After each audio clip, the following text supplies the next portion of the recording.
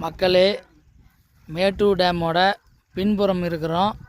எங்களுடைய காடு பாருங்கள், தண்ணியில் பூந்தோட்டம் அப்படியே தண்ணீர் வந்து உள்ளே பூந்து முழுக போகுது. இவ்வளோ பெரிய தோட்டம் வீணாக போகுதுங்க.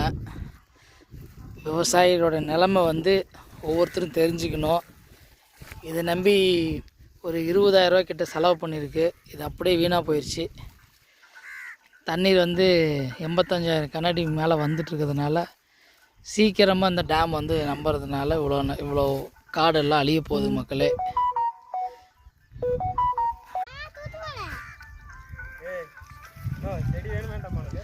பாருங்கள் மக்களே, எவ்வளோ அழகான பகுதி மேட்டூர் பகுதி.